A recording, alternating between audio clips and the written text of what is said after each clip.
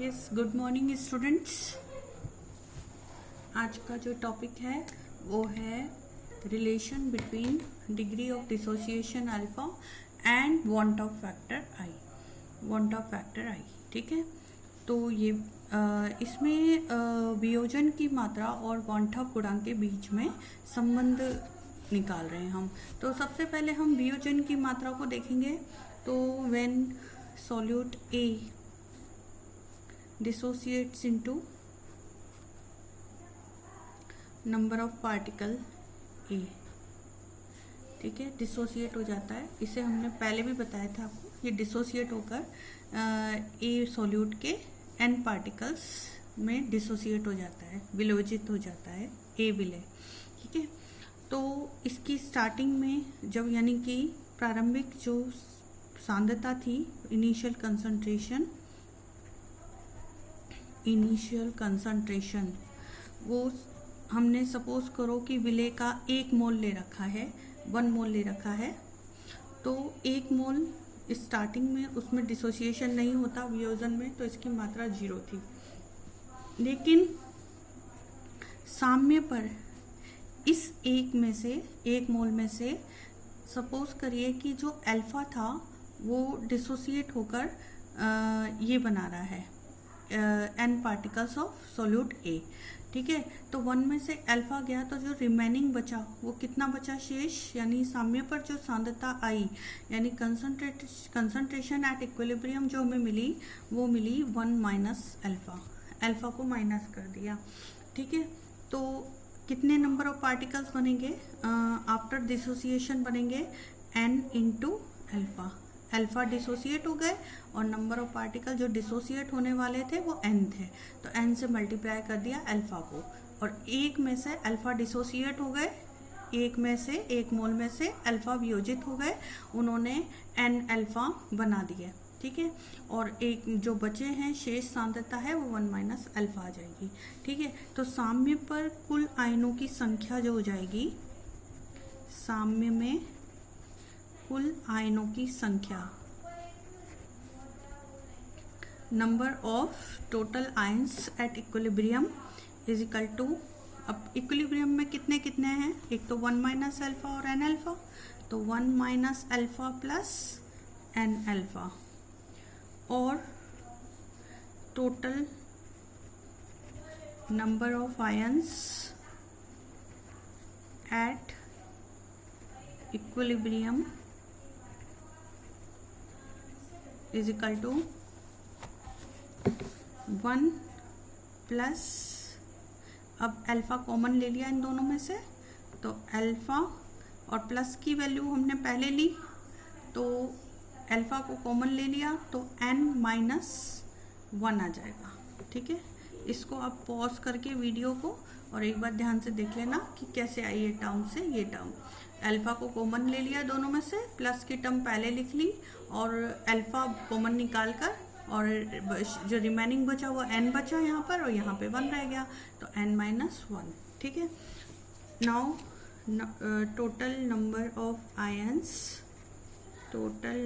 Ions before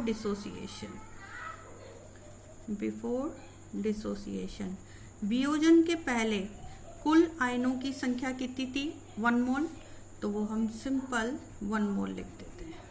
ठीक है, वियोजन के पहले कुल आयनों की संख्या। ठीक है, अब आई हमको पता है क्या होता है, ऑब्जर्व वैल्यू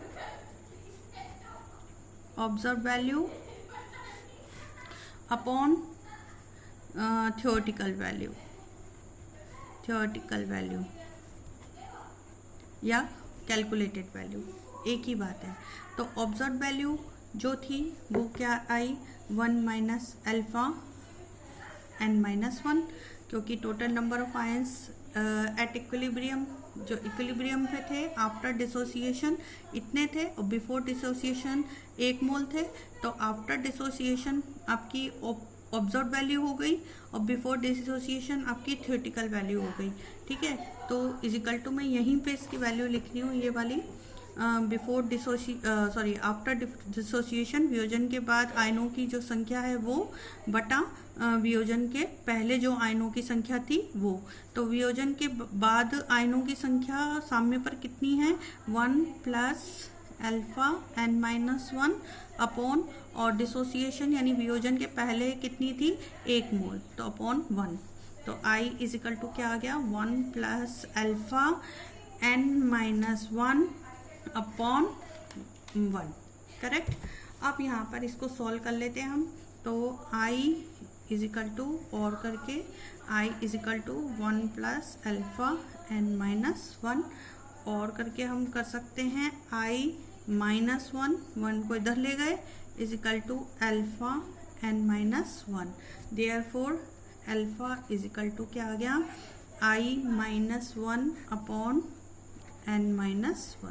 I क्या पे, यहाँ पे क्या है, वांट ऑफ फैक्टर, और n-1, ठीक है। तो ये हमारा वियोजन की मात्रा और वांट ऑफ गुणों के बीच संबंध आ गया। किस केस में, डिसोसिएशन के केस में, ठीक है।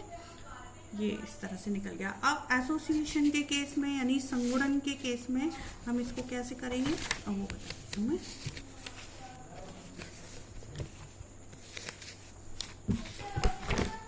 ओके, एसोसिएशन के केस में अब निकालते हैं हम value. Want Hoff factor, relation between want Hoff factor I and alpha की जगह अब क्या लेंगे हम, संगुणन की मात्रा, यानी कि डिग्री ऑफ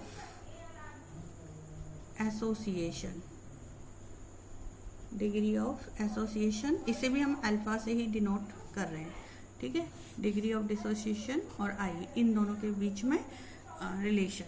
तो अब सपोज करिए सोल्यूट तो हम वही A ले रहे हैं, सोल्यूट तो हम A ही ले रहे हैं, उसके N अणु, N मॉलिक्यूल जो हैं वो एसोसिएट हो रहे हैं, ठीक है, एसोसिएट हो रहे हैं। और क्या बना रहे हैं एसोसिएट होकर, A और N बना रहे हैं, करेक्ट। तो number of molecules of A associate with each other and form AN molecule, correct. तो एक विलय के N अणु आपस में संगुणित होकर AN बड़ा अणु बनाते हैं। अब इसमें जो साम्य पर है प्रारंभ में, तो अणुओं की संख्या वही रहेगी 1 और 0, लेकिन बाद में 1 माइनस अल्फा इसमें से क्या हो गए, संगुणित हो गए, यानी एसोसिएट हो गए। तो उन्होंने कितना बना दिया, अल्फा अपॉन N। जो N मॉलिक्यूल्स थे, इसके पास सपोज करो N मॉलिक्यूल्स थे, और उनमें से सिर्फ अल्फा का ही संगुणन हुआ या अल्फा का ही संयोजन हुआ, अब वो अल्फा ही आपस में एसोसिएट हुए, तो अल्फा ही एसोसिएट हुए हैं। Total number of A solute particles में से सिर्फ अल्फा का एसोसिएशन हुआ है, तो alpha upon N at equilibrium concentration हो गई है, ठीक है। और ये एट इनिशियल, प्रारंभ में कंसंट्रेशन हो गई, ठीक है। तो अब टोटल, अब इसमें हम लिख देते हैं कि after association total number of molecules, संगुणन के पश्चात टोटल नंबर ऑफ मॉलिक्यूल्स कितने हैं, देखो यहाँ पर सिंपल है, 1 माइनस अल्फा और अल्फा अपॉन N।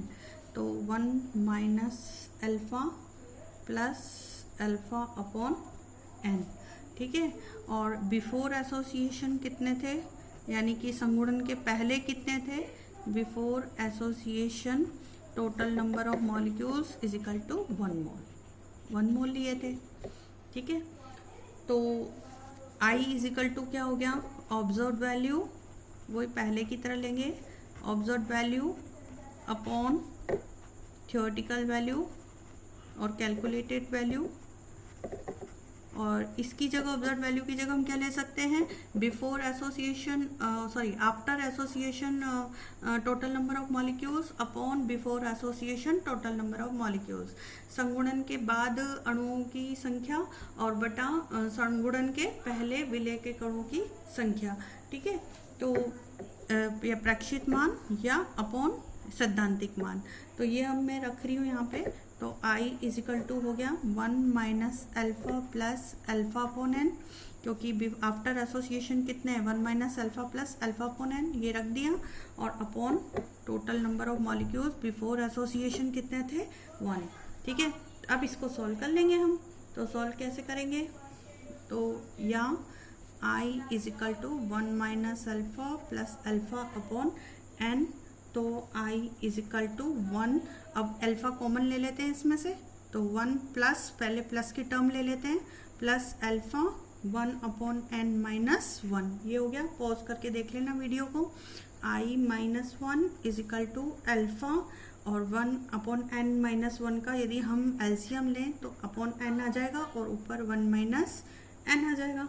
ठीक है, तो अल्फा इजिकल टू क्या हो गया, I माइनस 1 अपॉन 1, ये आ जाएगा नीचे 1 माइनस एन, और ऊपर ये जो एन है ये ऊपर चला जाएगा 1 माइनस एन। मैं एक बार लिख के बता देती हूँ, ये अपॉन एन हो जाएगा, और करके लिख देती हूँ मैं यही।